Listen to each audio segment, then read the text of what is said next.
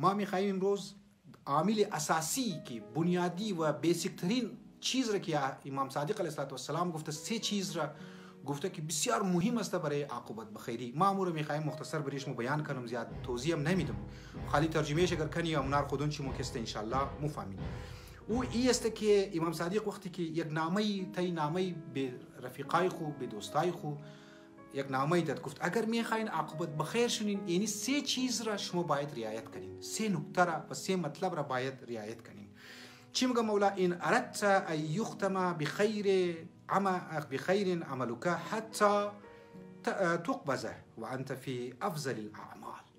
اگر تو میخوای عاقبت بخیر شونی، تو و تا او زمانی که روح تو قبض کنه، تا او زمانی که اسرائیل مایه، تو و انت فی افضل الاعمال، و در حال که تو افضل اعمال را مالک شی باشی، تو باید اینی کارها را انجام بدی. یک بسیار مهم است. یک، فعظم لله حقه، حق پروردگار بزرگ باید بشماری، حق پروردگار باید خیال کنی. نعمتای پروردگار عالم که تور داده باید نار طرفش توجه کنی. نعمت چیم پروردگار عالم داده، نعمت زبان پروردگار عالم داده، نعمت اولاد پروردگار عالم داده، نعمت جسم اعضا و جوارح که پروردگار عالم که است داده. و اگر مو میخوایی، امام صادق علیه السلام میگه این نعمت ها را باید یاد کنی.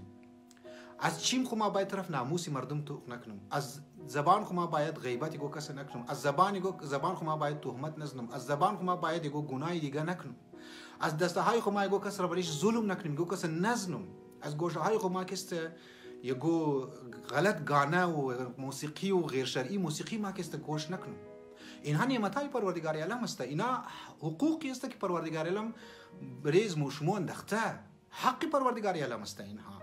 لذا میگه عظم حقه، عظم لله حقه، حق پروردگار که است باید بزرگ بشماری. انسان واقعا اگر میگه این کارها را انسان انجام بده، عاقبت بخیر میشه، عاقبت بخیر میشه. یک که شما باید و توجه داشته باشیم که پروردگار عالم نعمتایی که پروردگار عالم داده اونها را ما طرفش توجه کنیم. خدا که نعمت هایی داده باید ما اونها را طرفش توجه کنیم. شما میشتوقین امنایی که یورپ مورن، امنایی که استرالیا مورن، امنایی که کویتا پیسه پیدا مونه، این رزق و روزی را پروردگار عالم داده، این نعمت ها را پروردگار عالم داده. ما چطور میشه که از این نعمت ها دوباره برم در گناه که است خود مبتلا کنم؟ امزو خاطر در دویمنه نکته و اساسی که انسان را عاقبت بخیر مونه، اونجا امام مایه چی میگه؟ امام مایه میگه و ان تغتر بحلمه عنک. میگه الله اکبر، بسیار عجیب روایت است که به حلم پروردگار عالم، به صبر پروردگار عالم مغرور که است میگه نشو.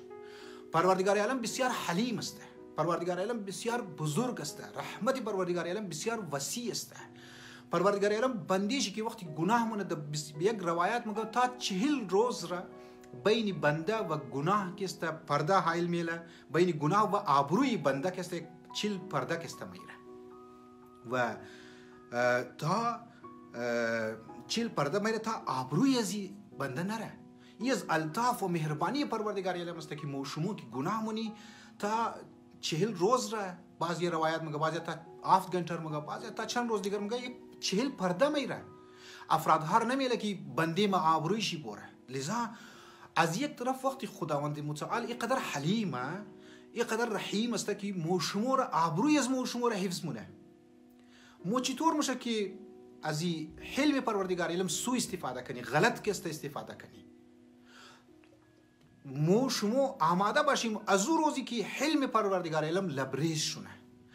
شما ترس بخوری از او روزی که صبر پروردگار عالم لبریز شونه. اگر صبر پروردگار عالم لبریز شد عزیزان من، برادران من، آبروی انسان را از بین مبره. و بسیاری از انسان ها را ما دیده که گناه بری گناه مونه، همین که گناه بری گناه مونه، حلم پروردگار عالم را توجه نمونه، از حلم پروردگار عالم سو استفاده مونه، غلط فایده اٹھاو مونه. مگه او ٹھیک ہے دیگه ما درو گناه کدر ایم، خدا درو هیچ ما آبروی ما خو درو منده مایچ مردم تابال درو کالای ما سفید است، پیسه دار استم یا ما عاجی صاحب استم فلان استم، مردم درو احترام مونه.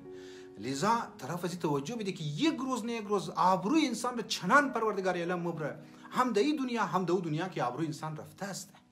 لذا امام صادق علیه السلام میگه که تو مغرور نشو به حلم پروردگار عالم، به حلم پروردگار علم که است مغرور نشو. ای دو سه که بسیار زیاد مهم است. مگه اگر میخوای عاقبت بخیر شونی، امام صادق علیه السلام مگه و اکرم کل من وجدته یذکرنا او ینتحل مودتنا ثم ليس عليك صادقا كان او كاذبا انما عليك نیتك علیه کذبه. مگه یاد چون باشه او افرادهایی که ذکری از مورمونه، افرادهایی که محبتی از مو در دلش است، یعنی شیعیان اهل بیت علیهم السلام هر کس باشه حتی به ظاهر زبان داره مگه که ما پیروکار اهل بیت علیهم السلام هستم، ما پیروکار امام حسین علیه السلام هستم، ما ذکر امام حسین علیه السلام را منم، تو رو مگه حق نداره که در یگو چیز آبروی از رو کسته ببری، آبروی از رو ببری، تهمت بر از بزنی، حتی اگر ظاهری طور پر شما تو که امام داره مگه که مو شما فرموله داره مگه که اگر میخوای عاقبت بخیر شونی، اگر میخوای که وقتی اسرائیل مایا روح تو قبض مونه د او زمان تو بیتنی کلمه را د زبان خو جاری کنی، تو مگه اهل پیروکارهای از مور تو تهمت نزن برشی، تو پیروکارهای از مور تو آبروی شرکست نبر، آبرویش نبر. بسیار مهم است زنی من برادرانی من. مو شما شفتل ولی که است آبروی مردم را مبری، مو شما شفتل ولی که است یک دیگر که است به عزت مونیم، بسیار به زودی به عزت مونیم.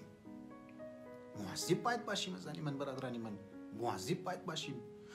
مو وقتی که سه چیز را که توجه میدی که باید حق خدا را باید خیال کنی، باید اهل بیت را که پیروکارایش است او را باید متهمت نزنی و یک دیگه که در خدمت شما گفتم این سه چیز را که وقتی ما درو میگم اگر اینا عوامل و ریزن عاقبت بخیری است، اگر ما اینها را انجام ندادم و طرفش توجه ندادم عاقبت شر میشم. یعنی ما از بعد توجه پیدا منم که باید توجه کنم که ما عاقبت ما شر است و ما من تاریخ اسلام، من دنیا، من معاشره خو، من سوسایتی خو بسیاری از افرادها را ما دیده که عاقبت شر شدن، بسیاری از افرادها را ما دیده که عاقبت بخیرم شدن از من برادرانی من. لذا این سه چیز که در خدمت شما گفتم باید مو طرف ازی باید توجه کنی.